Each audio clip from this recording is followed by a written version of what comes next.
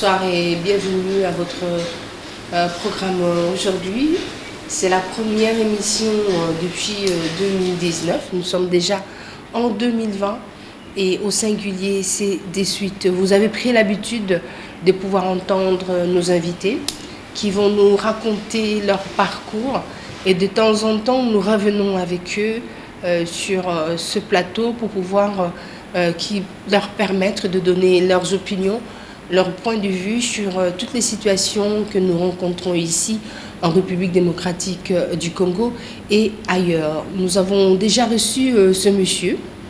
Nul n'est besoin de le présenter, mais il va pouvoir parler de lui en quelques mots pour nous dire un petit peu qui il est, d'où vient-il et qu'est-ce qu'il fait et quel est son apport aujourd'hui en République démocratique du Congo. Une phrase que nous avons retenue de lui, vous allez le reconnaître tout à l'heure, il a dit « il n'y a pas de morale en économie ».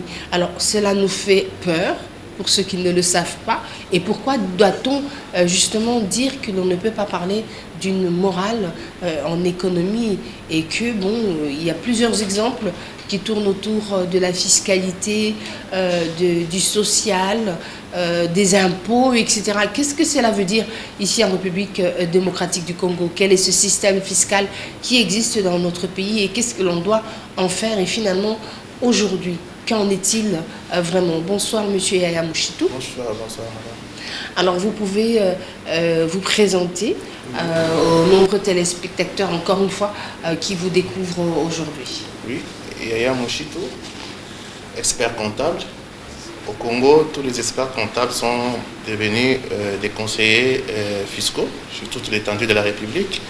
Il faut que les noms soient repris au tableau de l'ordre. On est évaluateur des projets financiers, on est gestionnaire financier. En bref, on est expert comptable. Et quand on est expert comptable, on exploite ces domaines-là qui cadrent avec le finance, qui cadrent avec les commissariats aux comptes, qui cadrent avec l'audit. En bref, on est aussi auditeur externe au Congo. Merci, madame. Merci beaucoup. Alors, on va revenir, ce qui nous intéresse aussi, c'est cette fiscalité en République démocratique du Congo. Et quel est le système fiscal que nous avons? En fait, le système fiscal que nous avons ici, nous avons un système déclaratif. Le système déclaratif veut dire l'idée selon laquelle c'est le contribuable lui-même qui connaît sa capacité contributive. Autrement dit, nous parlons de la présomption de bonne foi. C'est-à-dire c'est lui-même le contribuable qui va payer selon sa capacité contributive. Il paye à la banque, il retourne aussi pour montrer ses paiements vis-à-vis des fiscs. Mais sans oublier, l'État prévoit des contrôles. Il ne suffit pas seulement de déclarer, il y a un temps que l'État vient contrôler. Donc le système déclaratif ne s'arrête pas seulement au système déclaratif, mais l'État prévoit de larges pouvoirs de contrôle par rapport à ce système déclaratif. Alors, ce qui veut dire que le commun des mortels doit pouvoir contribuer d'une manière ou d'une autre en payant ses impôts. C'est obligé, c'est quand même une obligation. Justement, l'impôt, c'est partant du nom de la déclaration. Partant du mot impôt, ça montre déjà l'imposition. L'imposition sur le patrimoine des individus, bien sûr avec les pouvoirs publics. Donc on vous contraint de payer. Donc c'est une imposition sur le patrimoine des individus avec les pouvoirs publics. Donc on souligne tout le temps, l'impôt ne se paye pas en nature, l'impôt se paye en argent. On parle que l'impôt est pécunier. C'est un peu ça. Donc c'est une imposition sur le patrimoine des individus par les pouvoirs publics. Alors c'est vrai qu'on est dans un pays où règne quand même un certain chômage. Alors comment fonctionne justement dans cet état où on parle de dépression économique, etc., on revoit un petit peu les impôts, la fiscalité. Comment est-ce qu'on peut faire travailler tout cela en même temps? Vous savez, là vous avez un peu embrassé le plan macroéconomique. Parce que dans le plan macroéconomique, il y a des éléments de la performance, il y a la monnaie, il y a l'emploi, il y a les prix, il y a la croissance économique, il y a la balance des paiements. J'aimerais que nous parlions juste d'un point par rapport, parce que quand on parle de la croissance, disons, quand on parle de la macroéconomique, il y a beaucoup de points j'aimerais qu'on se situe là où vous avez évoqué les mots emploi. L'emploi, c'est parmi les éléments de la performance d'une économie. Vous savez, si chez nous, l'emploi pose un peu de problème, la politique d'emploi pose problème. Ce qui fait de l'économie et une science humaine en économie, quelque part 1 plus 1 égale à 1, égale à 2 plutôt, mais l'emploi sur matière économique pose des problèmes. Donc chacun a son point de vue par rapport à l'emploi, tout comme par rapport à une spéculation quelconque par rapport à la monnaie, ce qui rend un peu l'économie une science humaine, chacun a son point de vue à y mettre. Nous avons des problèmes d'emploi ici chez nous. Vous savez, il y a... Donc l'État avait tout déjà planifié par rapport à ce secteur-là. Si vous avez déjà entendu parler de l'ONEM, Office national de l'emploi, c'est cet office qui est chargé de connaître le nombre de chômeurs qui sont au Congo. C'est ce service-là qui est habilité quand il y a une offre d'emploi. C'est ce service, on ne doit pas aller en Bokabak, en Kimiemie, pour qu'il y ait un investisseur qui arrive, que tout le monde doit envoyer ses demandes d'emploi. Non, il y a un service bien établi chez nous qui doit avoir le nombre de chômeurs dans tous les domaines, disons scientifiques. Une fois il y a l'offre d'emploi, et directement c'est ce service-là qui va amener à une nouvelle société qui vient chez nous, bien enregistrée. Alors nous demanderons par rapport à l'emploi que tous les gens qui ne travaillent pas, tous les chômeurs qui ont des papiers, d'aller d'abord vis-à-vis de l'Office national de l'emploi, qui soit d'abord enregistré. Au cas où il y aura quand même de l'emploi, on cherche maintenant à viser les spécialistes dans tel ou tel domaine. Normalement, ça doit être comme ça. Ça doit être comme ça, mais c'est compliqué. Même les chômeurs doivent avoir des cartes. Dans d'autres pays, les chômeurs sont payés. Il n'y a qu'ici chez nous, les chômeurs ne sont pas payés. C'est compliqué. Donc, les chômages bas sont pleins chez nous. Et ce qui n'est pas bien, il y a trop d'investisseurs qui arrivent.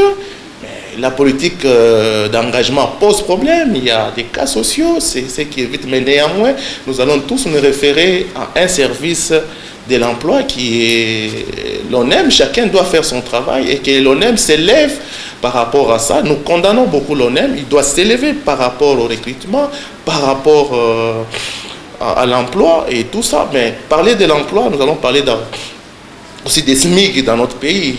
On ne peut pas parler de l'emploi sans qu'il y ait salaire. Donc l'État a déjà tout planifié, c'est question d'exécution, c'est question de respect. On s'est catégorisé. Ici chez nous maintenant, le plus bas, il a un salaire par jour que l'État a déjà bien codifié, de 7 075. Donc quand vous voyez dans des entreprises, quand vous faites 7 075 fois 26 jours, vous êtes au-delà de 183 950. Donc vous voyez, quand on doit payer les impôts et d'autres cotisations, quelqu'un qui touche cet argent, on ne peut pas avoir le même montant, la base imposable, le même montant, le net à payer. C'est ce qui pose problème. Nous devons bien faire nos déclarations, nous devons bien déclarer vis-à-vis de l'État par rapport, pas le respect des SMIC. Parce que quelqu'un qui travaille ne doit pas être en dessous des SMIC, de l'autre SMIC. Vous voyez? Essayons d'aménager qu'on aille même au-delà des SMIC. Aller au-dessus des SMIC, donc c'est une violation de la loi. On ne peut pas accepter ça. Donc nous devons tenir compte de tout ça. Les SMIC est là. Il suffit seulement de mettre les chiffres. Est-ce que vous payez? Vous ne payez pas? Donc il y a des choses qui se passent automatiquement que les gens ignorent seulement. Vous, quand vous êtes payé, vous avez votre salaire. Et nous demanderons, parfois les employés ont des problèmes. Il a que les nets à payer, mais il ne sait pas ventiler, il est devenu honnête à payer comment, quelle taxe qu'il paye, quelle cotisation qu'il paye, c'est qui pose un peu problème. Nous demanderons aux employés aussi d'être un peu vigilants par rapport à leur livret de paie. C'est pourquoi nous avons des problèmes en cas de conflit entre l'employeur et l'employeur. L'avocat, c'est l'inspection du travail. Au finish, c'est toujours l'employeur qui finit par gagner, mais néanmoins, il faut bien arranger quand vous travaillez. Les SMIC est là, il y avait respect des SMIC, et quand vous touchez déjà votre argent, les décomptes finaux est fonction de ce que vous avez eu à toucher pendant autant d'années. Donc quand les gens viennent chez nous pour des gens de conseils, nous leur disons, tu as eu à travailler, tu as eu à toucher, tu as eu à faire ça, mais s'il y a des éléments que nous devons, parce que quand les gens viennent chez nous, ils nous donnent le net à payer, nous venons, nous arrivons à la base imposable pour qu'on sache. Mais lorsque l'on vient en consultation auprès de vous, ces personnes que vous allez défendre quelque justement, part, oui. Est-ce qu'ils vous donnent la possibilité d'entrer directement en contact avec leur employeur ou pas? Justement, Nous, vous avez un document, vous justement, basez sur un document. Bien sûr, l'agent paie et il est payé, il signe quelque part. Oui. Tout comme il y a des agents qui sont payés, il y a les carnets de paye, il y a les souches qui restent, on remet à l'agent son papier. Ça doit se passer comme ça. Mais il y a d'autres qui signent et ils voient l'argent. Mais le comble que ça nous fait un peu mal du fait que quelqu'un reçoit les nets à payer. Lui-même ne connaît pas, dans ses nets à payer, il y a ses impôts qu'il a payés. Oui, tout est déjà retiré. Donc, ils doivent être à mesure de connaître dans ce qu'on lui paye, qu'est-ce qu'on a retenu. Il y a des avances, il y a des cotisations, il y a les impôts qui sont déjà retenus. Toi, tu ne vois que le montant, les nets à payer, c'est normal. Mais on doit apprendre aux employés que dans ces nets à payer, il y a tous les impôts qu'il a déjà payés, les cotisations. Et à son âge de retraite, il voit que c'est référé à ce qu'il payait. On ne peut pas imaginer un montant. Maintenant, c'est les 5 dernières années qu'il cotise qu'on doit aussi étaler par rapport. Une fois il a 65 ans, le CNSS commencera maintenant à payer. Il aura des soins médicaux gratuits. Il va constituer un matelas. Mais ici, est-ce qu'en République démocratique du Congo, quand on parle de retraite, oui, ça veut dire quoi exactement? Parce qu'on ne vit pas la retraite ici. C'est souvent une prise en charge qui est familiale, mais l'État n'est pas là et n'accompagne pas. Pourtant, oui, lorsqu'il a son bulletin de paye, il voit bien qu'on parle de l'INSS, etc. Oui. Mais lorsqu'il part à l'âge de la retraite, oui, il bénéficie de quoi? Parce qu'il y a eu des cotisations, etc. Justement, c'est réellement ce qu'il cotise qu'on va tabler dans les 5 ans qu'il a eu à cotiser. Donc, présentement ici, chacun cotise maintenant, c'est 5% sur son salaire. Moi, je suis chiffré. Oui. C'est 5% sur la base imposable. Et là, on vient les SMIC et tout ça, on tire les pourcentages de là et que le monsieur cotise chaque fin du mois. Vous vous rendez compte? Tout le monde qui travaille cotise ces 5% pour sa sécurité. Ici, chez nous, l'âge de la retraite, c'est l'âge de 65 ans. Oui. Aussitôt que vous avez 65 ans, il faut réellement signaler l'employeur. J'ai 65 ans, passez maintenant au calcul de mes cotisations, ou que maintenant, vous savez, l'État, il a déjà tout planifié, c'est juste l'exécution. Les gens qui ignorent, non, on ne paye pas, nous vivons ça, on paye les gens de 65 ans. Si vous allez à la CNSS, vous avez votre numéro d'immatriculation et l'entreprise est affiliée. Et maintenant, on a même élargi ces champs d'action de la CNSS. Même les allocations familiales sont payées trimestriellement. Comme vous travaillez ici, vous pouvez aller d'autant de nombre d'enfants, vous allez, on paie des allocations familiales, mais il y a même des allocations par rapport les mamans qui vont accoucher, ils vont à l'INSS, on les paie les frais pour les démarches là, prénatales. Donc les gens doivent être informés. Vous voyez, nous sommes informés. Et les gens ne viennent pas nous consulter. Ils disent n'importe quoi sur cette histoire. Nous vivons ça. Hein, nous vivons ça et nous échangeons avec les institutions par rapport à l'âge de la retraite. Et donc nous demandons à tous nos frères qui cotisent, qui signalent à l'âge de 65 ans, moi je dois arrêter, je dois jouer de mes cotisations. C'est automatique pour les lois actuelles qui favorisent tout le monde à accéder à ces cotisations à l'âge de 65 ans. En parlant de tout ce qui est retraite, on voit ce qui se passe dans d'autres cieux, comment est-ce qu'ils se battent justement pour pouvoir faire en sorte qu'on les respecte à un certain âge, que la retraite n'est pas toujours appréciée. 65 ans, on est quand même assez fort. Hein. Est-ce que vous trouvez que c'est normal? Oui, et que les 65 ans, il y a une compensation par rapport à ce que vous avez eu à travailler. On doit s'arrêter de travailler. Oui, on doit arrêter de travailler, qu'on vous paye maintenant. Donc vous n'allez pas, vous êtes maintenant à la maison, vous jouissez de ce que vous avez eu à faire pendant autant d'années. Donc c'est une jouissance de vos cotisations, vous devez arrêter. Il faut signaler ça. Si vous ne signalez pas ça, vous allez induire l'employeur en erreur. Voilà, et qui risque de perdre? C'est la personne qui part en retraite ou bien c'est l'employeur qui perd? Non, lorsqu'il se rend compte qu'il devait aller en retraite et que l'employeur est en train de l'utiliser. Justement, l'employeur doit payer des pénalités par rapport à ça. Lors de ce décompte, on doit tenir compte de tout ça. Donc c'est presque la chose, l'employeur qui perd. C'est lui qui perd, il doit signaler, il doit avoir le gris des gens qui doivent aller en retraite. Nous avons des grilles des gens qui vont aller en congé.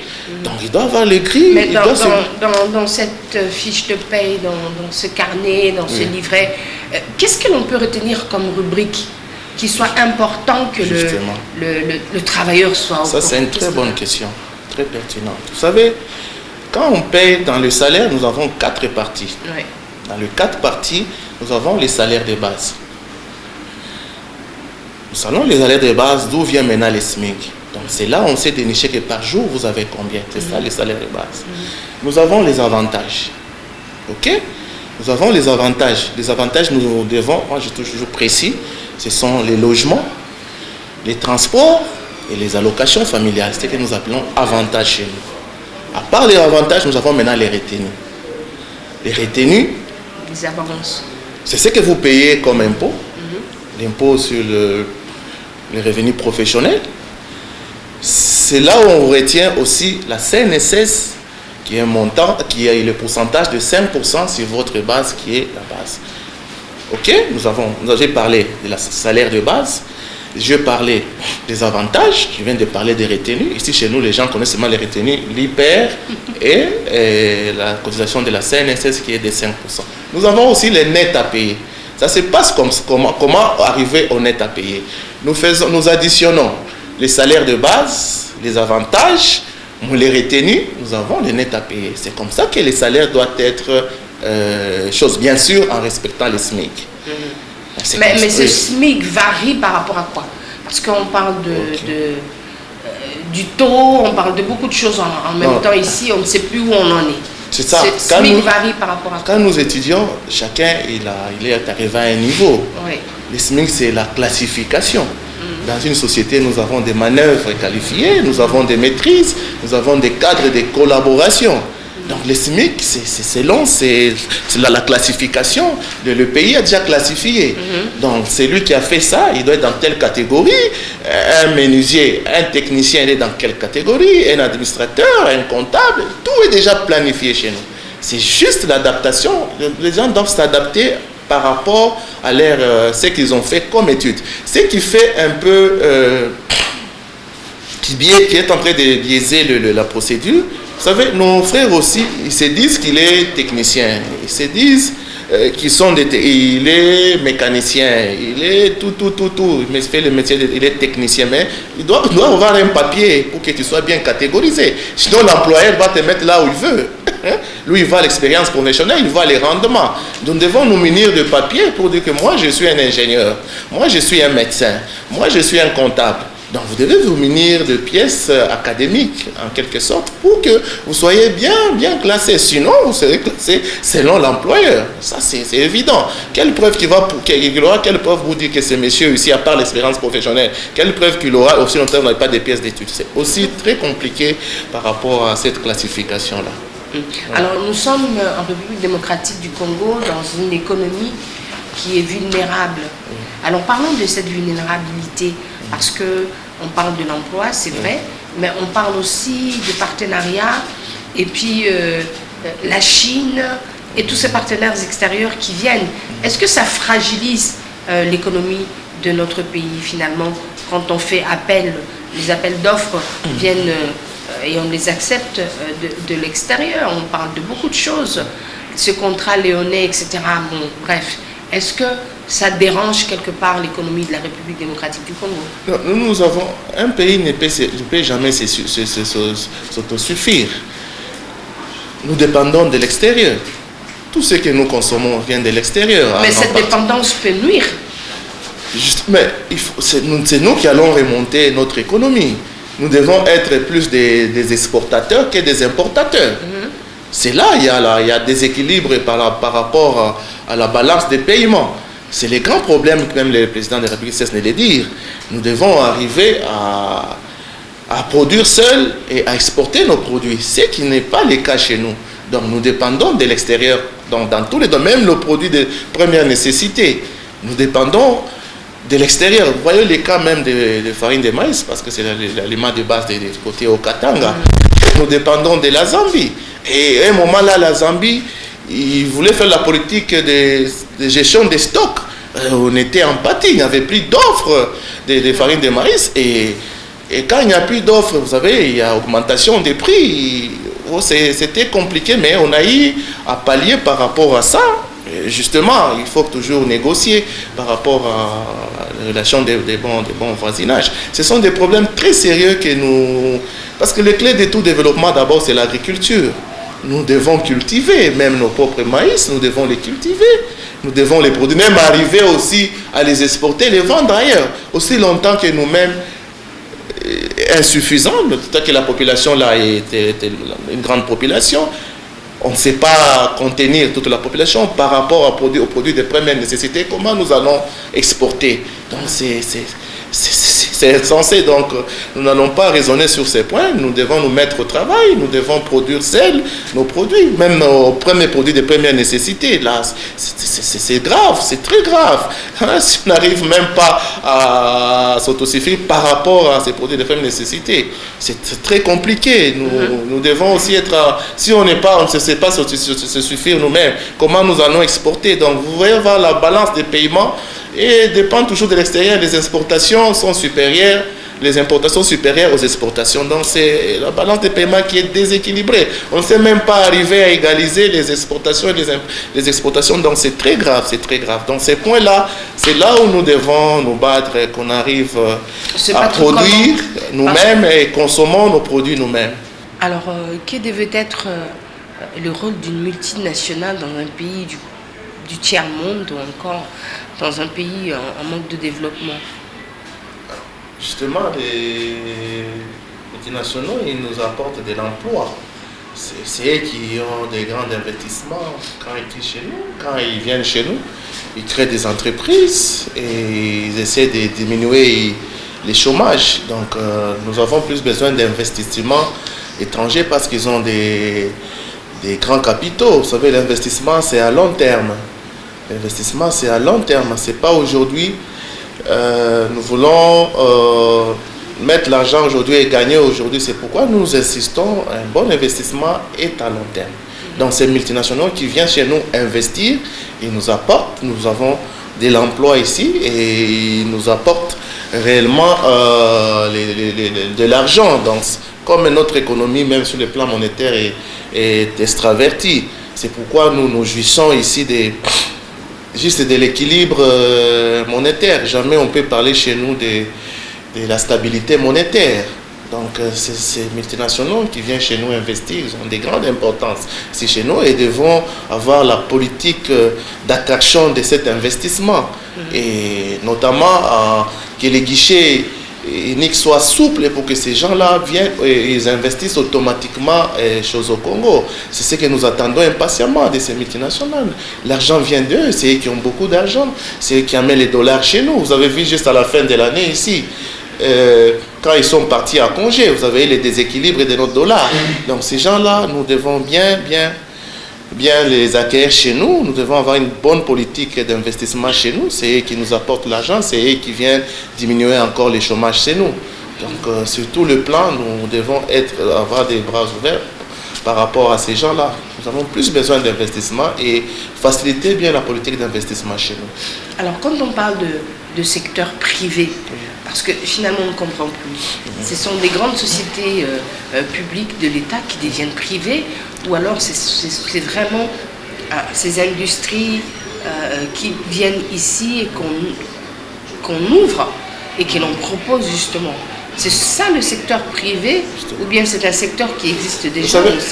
L'État a déjà pallié à cette catégorisation. Si chez nous, nous avons des entreprises, des petites et moyennes entreprises, nous avons des moyennes entreprises et nous avons des grandes entreprises.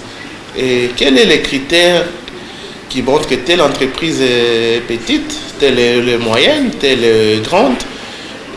La taille d'une entreprise est mesurée par son chiffre d'affaires et son effectif. Donc, parler de petites et moyennes entreprises, nous devons juste nous devons vérifier réellement son chiffre d'affaires. Son chiffre d'affaires que le monsieur est là autant d'années. Parce qu'on doit passer des petites et moyennes entreprises, aller quand même à l'entreprise moyenne. Et de l'entreprise moyenne à aller à une grande entreprise, c'est ça le souhait de l'État. Et l'État est à l'évolution de chaque chiffre d'affaires. Et l'État connaît les effectifs de ces entreprises.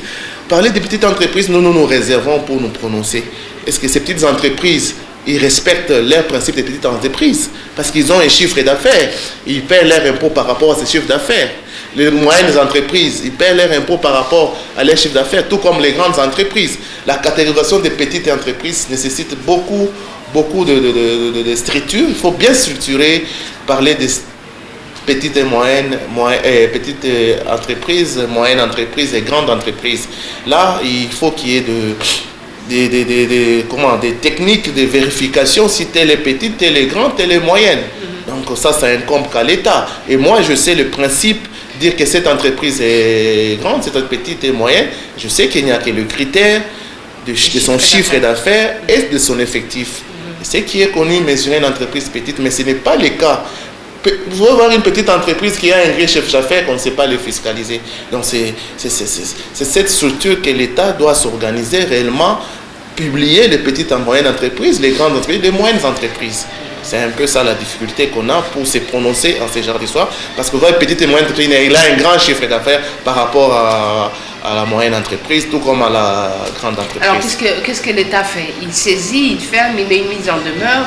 Et qu'est-ce qu'il propose justement à ce genre de... Justement, il faut que vous soyez d'abord... L'État doit être à même de fiscaliser d'abord tout le monde. Parce que l'économie informelle bat son plein. Il y a des gens qui ne sont pas fiscalisés. Et l'État ne se contente que pour ces gens-là qui payent leurs impôts et ces gens-là qui ont des problèmes, qui ont des pénalités. S'il y a beaucoup de gens qui payent leurs impôts, on aura quand même à amoindrir les coûts. Donc on se cantonne que ces gens-là qui sont fiscalisés et ces gens-là sont asphyxiés. Et les autres qui vaguent à leur occupation librement, ils ne sont pas fiscalisés, qui posent problème. Donc ici, chez nous, l'État prévoit des mesures par rapport aux gens qui ne veulent pas payer leurs impôts. Et ces gens qui ne veulent pas leurs impôts, vous savez, moi je parle souvent de la violation de la loi et de l'évasion fiscale. C'est ce que moi je vois. Il y a ceux qui violent réellement la loi et ceux qui payent, et ils payent dans la violation de cette loi-là. Et ces gens-là doivent être punis. Et l'État prévoit les pénalités qui incombent tel monsieur dans tel domaine, il a eu à mal déclaré, il a violé la loi, tout ça. Et l'État prévoit des mesures. Vous savez, il faut être en contact avec l'État. Les gens de l'État, ils ont des structures bien ordonnées. Vous vous rendez compte, on ne peut pas d'emblée venir chez vous, dire payer. Il y a la procédure. Et à l'époque, on parlait de recouvrement. L'État ne fait pas son recouvrement sans que tu sois avisé. Moi, en tout cas, l'État aurait à... L'État est toujours des textes qu'il utilise pour aller vers l'opérateur économique. Il y a les documents qu'on donne en premier lieu et qui ont des échéances précises. On vous donne une régularisation, un redressement. Vous avez 20 jours pour aller échanger avec l'État. Et après cela, on va passer, notamment avec la réforme, nous avons les AMR, vous avez encore 15 jours. Après les 15 jours, vous avez encore les 8 jours pour la contrainte. Vous avez tout un temps pour vous mettre en ordre avec l'État. Et l'État a des mesures. Il sait comment recouvrer cet argent. Il y a les recouvrements. Le recouvrement, d'abord, c'est quoi? C'est prendre l'argent des opérateurs économiques, des contribuables, aller le verser dans les trésors. C'est ce que moi, je connais comme recouvrement. Il n'y a pas un autre recouvrement que les gens prennent l'argent, mais dans sa poche. Le recouvrement, c'est prendre l'argent, c'est les opérateurs économiques, et amener dans les trésors. C'est ça, le recouvrement. Et l'État ne le fait pas en désordre. Il y a les recouvrements spontanés et les recouvrements par extrait de rôle, notamment, nous parlons des AMR. On te donne un délai pour aller payer. Paye pas, il y a aussi les spontanés, on te dit d'aller payer immédiatement. Donc l'État prévoit tous ces mécanismes-là. Et au finish, l'État est allé plus loin. Tu ne sais pas payer ça, il va saisir ton compte. La vie des tiers détenteurs, il va payer et il va placer sur ton compte. Et que là, si la banque aussi n'exécute pas, et la banque aura des problèmes, dans les 8 jours, il faut prendre l'argent de ces messieurs-là, les retourner dans les comptes de l'État. Donc l'État a des mesures, des contraintes. Vous devez payer, mais les champs d'action de l'État, c'est seulement les gens qui payent, ils se mettent en ordre, mais il doit élargir son champ de recouvrement et fiscaliser tout le monde pour qu'il y ait beaucoup d'argent. Ce sont les mêmes gens qui ont des problèmes vis-à-vis de l'État, ce sont les mêmes gens qui payent les impôts, ce sont les mêmes gens qu'on met des ATD, ce sont les mêmes gens qu'on scelle leur entreprise. Donc l'État doit élargir pour qu'il soit un peu relaxant à d'autres gens. Si le nombre de gens qui payent l'impôt, l'État aussi aura besoin d'argent. Le peu d'argent d'entreprises qui payent l'impôt, et c'est le peu d'entreprises que l'État leur regardant. Par contre, s'il essaie de fiscaliser tout le monde, l'État aura beaucoup d'argent par rapport à ces phénomènes. Alors, revenons sur quelque chose qui me semble quand même assez important ici dans la ville de Kinshasa, ce sont ces forages d'eau. Parce qu'il y a la régie des eaux. Oui. La régie des eaux permet l'accessibilité facile dans nos maisons. On ouvre notre robinet et puis on a de l'eau. Dans d'autres parties de la ville de Kinshasa, l'accessibilité à l'eau n'est pas faisable. Et impossible quasiment. On a des images ici, on en parle à longueur de journaux. C'est aussi un état des lieux qu'il faut aussi visiter. On voit ces forages. Aujourd'hui, on dit ces forages d'eau, on doit pouvoir payer des taxes. Oui. Alors, je me dis, si je suis normalement chez moi, je n'ai pas accès à l'eau, je creuse, je fore et je sors de l'eau. Je commence à boire de l'eau et vous venez me taxer. Est-ce que c'est normal? Oui, c'est normal. Mais pourquoi la régie des eaux ne donne pas l'accessibilité facile à ces personnes pour avoir de l'eau? Parce que c'est un droit. Non, vous savez, il y a les gens qui ont l'autonomie des services ici. Tu ne peux pas prendre ton avion, tu vois, tu atterris sur la... Vous avez parlé des problèmes vitaux, hein? Oui, oui. C'est vital d'avoir de l'eau. Justement, vous atterrissez sur l'aéroport pendant qu'il y a la RVA. Il y a des entités qui ont l'autonomie. Oui. Ce sont des entités qui donnent les autorisations par rapport à tel ou tel domaine. Moi, je vois, il y a un service de l'énergie qui est chargé de ça. Vous n'allez pas quand même de vous-même creuser un puits chez vous. C'est que vous ne soyez pas autorisé. Il y a un service qui doit vous encadrer pour avoir ces puits-là. Et ces puits-là, vous allez payer l'autorisation de l'eau naturelle. C'est selon le mètre cube que vous utilisez que vous payez cette redevance. Mais si on ne me permet pas d'avoir de l'eau, je dois attendre 10 ans plus tard, 15 ans plus tard. Qu'est-ce que le service public peut faire justement pour des personnes qui vivent dans des contrées où il n'y a pas l'accessibilité à l'eau, où je suis obligé de creuser? Mais ça, c'est... Et si je trouve un diamant, je viens, je donne ce diamant à l'État? Vous savez, je ne cesse de le dire, il faut être en contact avec l'État. L'État a déjà tout planifié. Oui. Vous n'allez pas vous réveiller d'un bon matin, vous creusez un trou chez vous et vous commencez à prendre l'eau. On parle de l'utilisation de l'eau naturelle. L'État est là pour te contrôler. Tu utilises quel cubage de Mais cette lui, il eau? a le chlore pour mettre dans l'eau. Comment? Il a le chlore pour mettre dans l'eau. Justement, donc là, il faut Il a tout ce qu'il faut pour que je puisse avoir accès à l'eau potable. Alors que quand je fore, quand je creuse, l'eau n'est pas nécessairement Vous ne devez potable. pas creuser de vous-même, vous devez être encadré pour creuser ces puits dans votre parcelle. Tout appartient à l'État. D'accord. Vous devez être encadré. Et quand même vous utilisez cette eau, l'État doit être informé qu'il y a quelqu'un qui utilise l'eau naturelle. Et cette eau, l'utilisation de l'eau naturelle, il y a des redevances par rapport à l'eau que vous utilisez, les mètres cubes d'eau que vous utilisez. Donc je me demande, il faut être informé vis-à-vis de l'État. Les gens qui se mettent à dire n'importe quoi par rapport à l'État. Et nous qui travaillons avec l'État, il y a une nomenclature. nous connaissons comment les taxes se comment payent. ça se passe justement lorsque nous avons une propriété, il y a un ruisseau qui passe. Oui. On doit payer ce droit de passage de ce ruisseau qui est naturel ou pas? On parle là de la servitude. Mais oui. C'est la servitude de l'État. Ça, c'est l'État. Vous n'allez pas ériger quelque chose devant la servitude. Vous devez payer la taxe par rapport à la servitude. Vous savez, moi, quand je vois comment l'État conçoit ses idées, je dis que c'est un État très intelligent. Donc, vous voulez quelque chose, vous voulez de l'eau, il faut avoir l'autorisation d'avoir cette eau. Sur la servitude, vous voulez mettre quelque chose sur la servitude, il faut que l'État soit au courant. Sinon, vous allez... Non, je vous donne un exemple concret. Vous allez encore défendre l'État, c'est très bien. Alors, on ne défend pas l'État. L'État a déjà encadré ces gens de... Non, je retiens la phrase. Vous avez dit il n'y a pas de morale dans l'économie. Il n'y a pas de morale en économie. D'accord. Alors, on revient à ce problème d'eau, de nécessité, de première nécessité. Et c'est aussi l'eau potable, l'accessibilité à la santé, à l'eau potable, à la sécurité, etc. C'est le rôle de l'État. Justement. Ok. On arrive au pont Matete, où il y a eu justement des travaux qui ont été entrepris.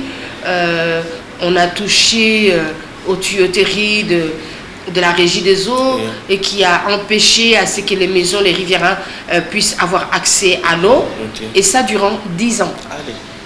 Alors, qu'est-ce que vous feriez, vous, à la place de ces personnes durant 10 ans qui n'ont pas eu accès à l'eau? N'est-ce pas que vous allez chercher l'eau?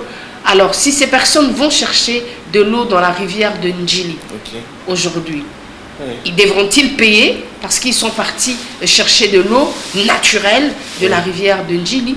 Pourraient-ils payer parce que durant 10 ans, vous savez, on ne peut pas porter plainte contre l'État, mais durant ces 10 ans, il y a eu des personnes qui sont tombées malades, il y a eu des personnes qui sont mortes, il y a eu des personnes qui ont dû acheter de l'eau de notre partie, d'une autre contrée. Alors, qu'est-ce qui se passe?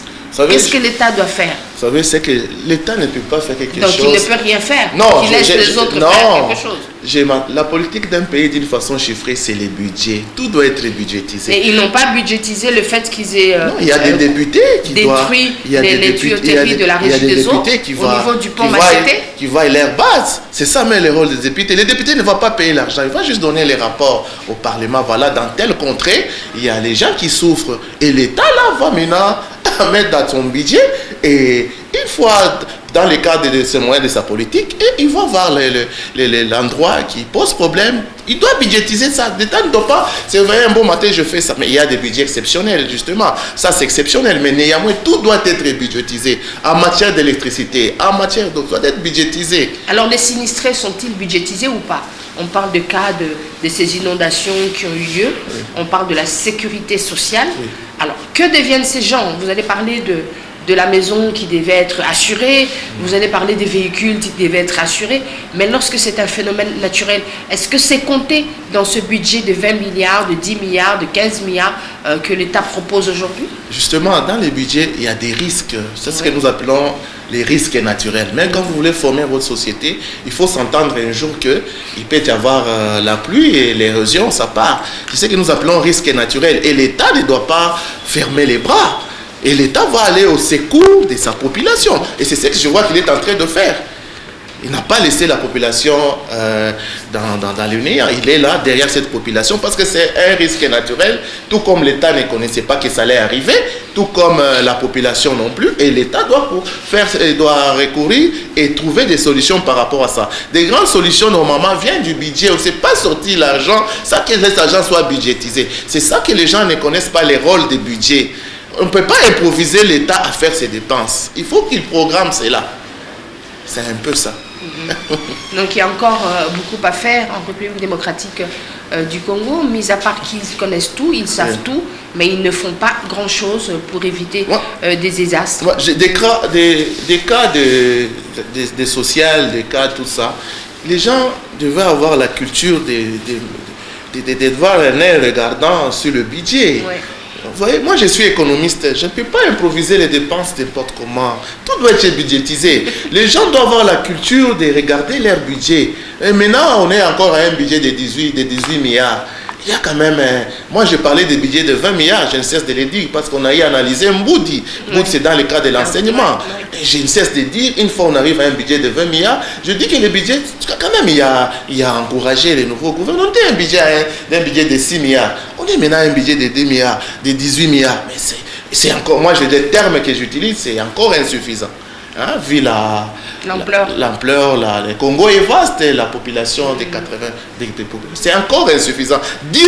Décourager les gens qui fournissent des efforts par rapport, vous voyez même l'augmentation de 6 milliards à 18 milliards, au moins que vous soyez, vous ne raisonnez pas, vous êtes là, votre vie c'est pour critiquer les gens. Nous voyons les chiffres, les termes de 6 milliards à 18 milliards pour le budget, la synthèse du budget 2020.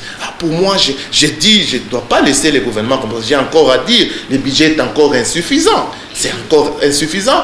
Alors, on est arrivé à la fin de notre entrevue d'aujourd'hui, M. Yaya Mouchitou, expert en fiscalité et en comptabilité. Voilà, et vous êtes aussi consultant pour d'autres sociétés. Et vous êtes, votre siège se trouve à Lubumbashi, là où il y a eu beaucoup d'investissements. Je crois que vous vous êtes retrouvés ces derniers temps. Justement, ça va aller avec le temps. C'est la nouvelle année. On doit poser des jalons pour on doit toujours prospérer. C'est ça le souhait de tout le monde. On ne va pas rentrer derrière. C'est un peu ça. Alors, qu'est-ce qu'on peut retenir de tout cela? Ok, vous savez, je ne cesse de le dire, la monnaie est à l'économie comme l'huile dans les moteurs. On ne peut pas parler de l'économie sans l'argent, sans la monnaie. Les gens, ils font semblant. La monnaie est à l'économie comme l'huile dans les moteurs.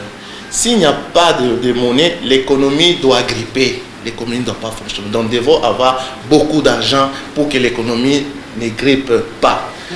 Je parle de budget, il n'y a que les 2 points que je ne cesse de dire aux gens. Il n'y a pas de morale. En économie, il n'y a pas de morale. Il n'y a pas de lien biologique dans les affaires. Les affaires sont les affaires. Je parle de budget. Vous n'allez condamner l'État éternellement. Les efforts qu'il a en train de fournir, de 6 milliards à 18 milliards pour la synthèse du budget 2020, pour moi, c'est encore insuffisant, mais je dois féliciter l'effort que le gouvernement en place est en train de... Vous n'avez jamais connu un budget de 20 milliards. C'est la première fois. Pourquoi ne pas être content? Donc, tout doit être budgétisé. Donc, les sociales, nous devons plus avoir un œil très regardant par rapport au budget. On ne peut pas improviser de payer les gens. Ces gens-là, on doit budgétiser ces paiements. Ces sorties d'argent doivent être budgétisées. C'est ça le mal. Donc, il faut tout budgétiser au Congo. Et l'argent, un bon impôt, une bonne taxe, c'est cette taxe qui va dans les trésors. C'est cet impôt qui va tout droit dans les trésors et qui ne doit pas troubler les circuits économiques. Donc, je retiens 3 choses. Donc, la monnaie est à l'économie comme l'huile dans les moteurs. Nous devons voir un œil trop regardant. Nous devons connaître le gouvernement en place de 6 milliards à 18 milliards. Il y a un grand pas, mais c'est encore insuffisant. Et nous devons être en même de payer nos taxes. Nous devons avoir la culture fiscale. C'est ce qui nous manque. Ce ne sont pas les étrangers qui viennent seulement payer les taxes au Congo. Nous avons des maisons, payer les impôts pour nos maisons. Nous avons des véhicules. Et nous avons des entreprises. Nous faisons faire le même que les étrangers. Parfois, les Congolais s'écartent que moi, je ne dois pas payer parce que je suis Congolais. Les mêmes taxes que les étrangers payent, c'est ce que nous payons aussi en tant que Congolais. Donc, nous devons avoir cette distinction-là, nous devons l'écarter. D'accord. Merci. Merci beaucoup, Monsieur Yaya Mouchitou. Merci d'avoir été et de nôtre, d'avoir accepté de pouvoir avoir cette entrevue avec nous. Nous avons parlé ici du budget, nous avons parlé de la sécurité sociale, on a parlé aussi de l'économie et puis de la fiscalité, chose qui intéresse très peu beaucoup de personnes, mais on espère qu'aujourd'hui vous avez compris l'importance de cette connaissance afin de permettre à ce que nous puissions vivre aisément et être mieux développés en République démocratique du Congo. Vous êtes partout dans le monde en train de découvrir cette émission. Eh bien, c'est au singulier une émission qui est faite pour vous, une émission qui vous invite justement à vous refaire, à vous poser des questions sur vous, sur votre devenir et être exemplaire dans la ville de Kinshasa et dans le monde. Bonsoir et à très bientôt. Merci, au revoir. Au revoir.